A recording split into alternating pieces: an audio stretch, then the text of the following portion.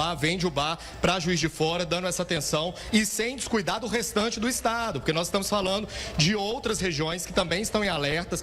Quando passa ali, é um que pede, é um que fala, olha, a situação está aqui complicada. Retomando então o que nós falamos nesses últimos momentos aqui no Balanço Geral, 54 é o número de mortos entre Juiz de Fora e Ubá, na zona da Mata Mineira. Ontem nós terminamos o dia com 48 e hoje, portanto, já 54 vítimas dessa tragédia. Nós tivemos outros pontos de deslizamentos, outros pontos de desmoronamento na cidade por conta do temporal dessa noite e agora as atenções redobradas porque vem mais chuva por aí. Nesse momento, aqui no Parque Burnier, aqui nós estamos entre o Parque Burnier e o bairro JK. É de fato assim, uma rua divide os dois, né? É um em cima do outro, por isso que às vezes alguns falam bairro JK, Parque Burnier, mas nós temos a busca incessante por 6 vítimas, 6 pessoas que estão embaixo dos escombros. Os bombeiros já chegaram e confirmaram que nós estamos falando ali de uma área entre um quarto e outro quarto,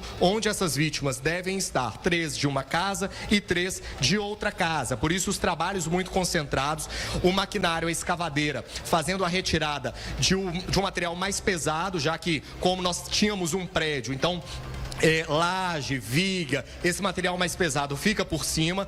A parte já foi vistoriada, não há ninguém nessa área, então eles tiram com o equipamento pesado e depois vem naquela forma que a gente tem acompanhado, com uma colher de pedreiro, com uma enxada, num trabalho mais cauteloso e minucioso ali, para a gente conseguir fazer o acesso a essas vítimas, o resgate e aí então, se infelizmente tiver morrido, é repassado à Polícia Civil, que tem feito a identificação desses corpos e aí depois seguem para velório e sepultamento. Olha lá aí, a cada momento que a gente vai vendo aqui, vai conversando, vai tendo contato com as pessoas, com os voluntários, a gente vai vendo uma certa exaustão também, sabe? Eu ia te falar sobre isso. As pessoas ficam querendo que...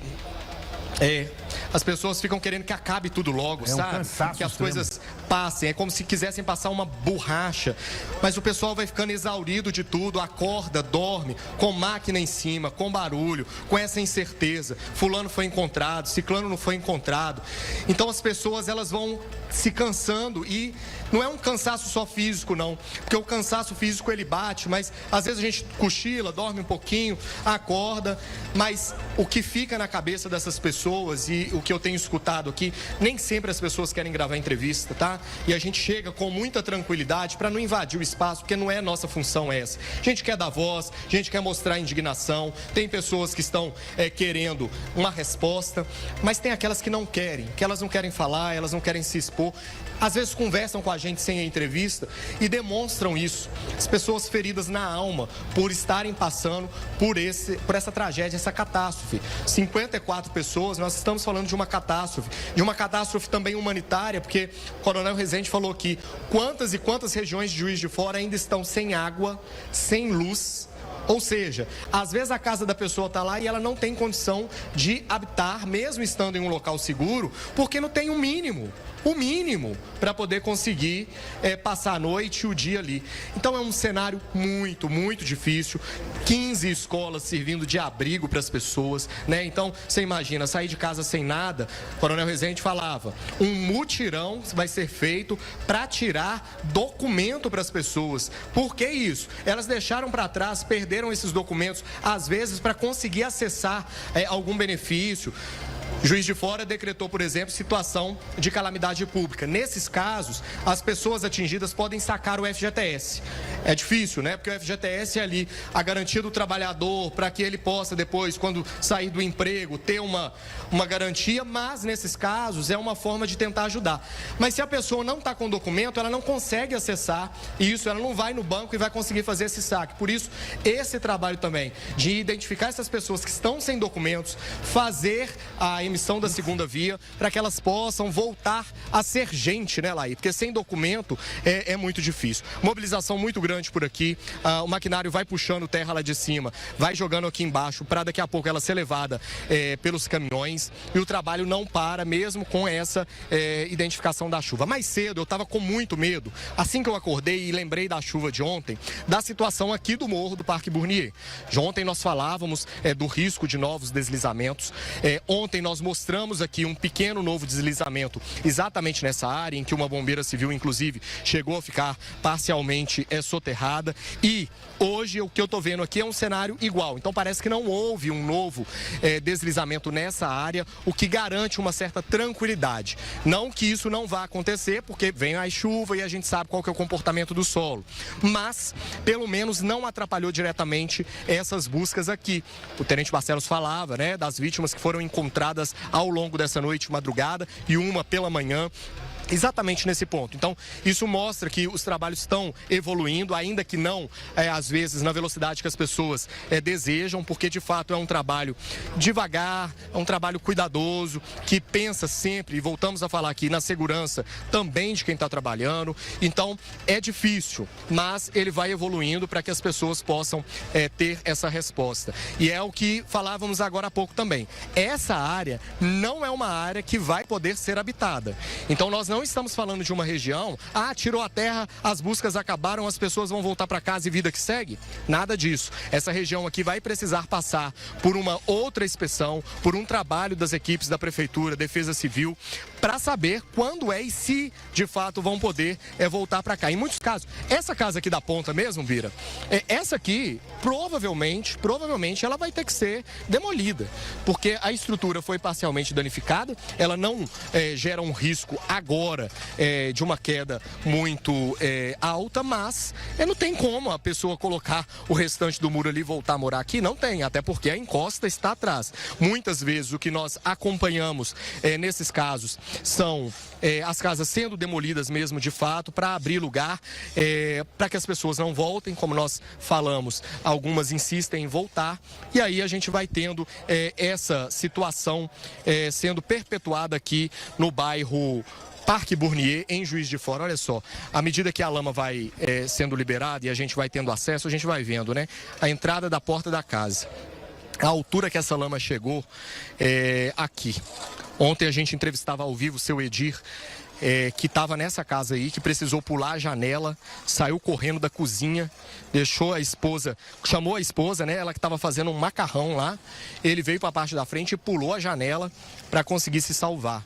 Não teve a mesma sorte com a enteada e com o filho, mas conseguiu salvar o neto dele. E agora a gente vai ver no estado da casa dele nessa situação. Aqui nesse espaço, a gente precisa sempre lembrar, aqui nós tínhamos uma casa nessa parte baixa aqui, exatamente, né, como essa. Então, a gente tinha uma estrutura aqui que era uma casa, acima dela outras, e aí a gente tinha as construções, uma em cima da outra, formando alguns prédios, e de fato essa estrutura que abrigava 12 famílias. Então, nesse espaço, 12 casas que desabaram. Nós não estamos falando das 12 com essas que estão de pé ainda não. Nós estamos falando de 12 casas que vieram abaixo, num efeito dominó, e 13 pessoas que foram socorridas com vida aqui, mas pelo menos 15 a 18 pessoas que ficaram desaparecidas, e agora, nesse momento, o trabalho intenso para a busca por 6 vítimas que nós temos nessa região.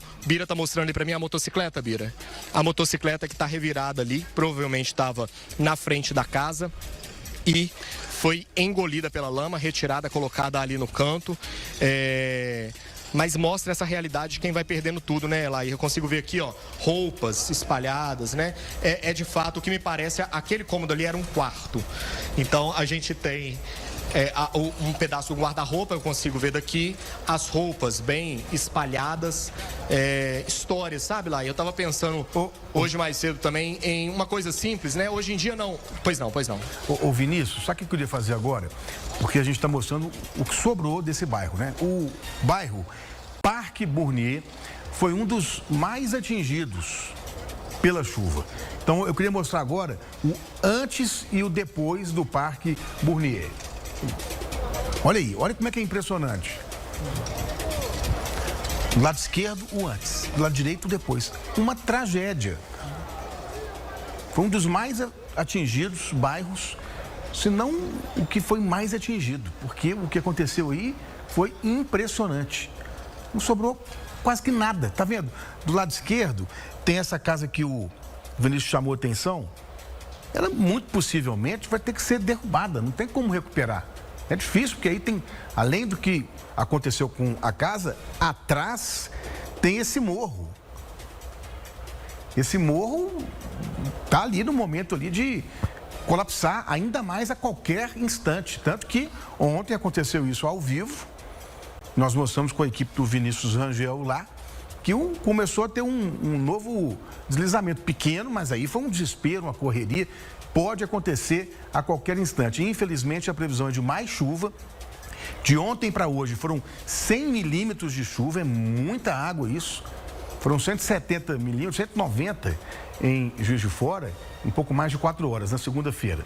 Foi um volume quase que o dobro de ontem. Mas de ontem para hoje, depois dos estragos, depois da tragédia, mais 100 milímetros de chuva. É muita água. A equipe do Vinícius Rangel segue por lá. Logo, logo ele vai voltar com outras informações, com atualizações. Até um instante, a última atualização dos bombeiros, 54 mortes, 48 em Juiz de Fora, 6 em Ubá. 2 pessoas desaparecidas em Ubá, 12 em Juiz de Fora. Só nessa região aí, não é, Vinícius? São 5 ou 6 que estão sendo procurados agora, não é isso? Essa aqui de trás? Não, na outra. Exatamente, Laís, são 6 pessoas que estão sendo procuradas, segundo o Corpo de Bombeiros. 3 delas estão em uma casa e 3 estão em outra casa. É a informação que a gente tem.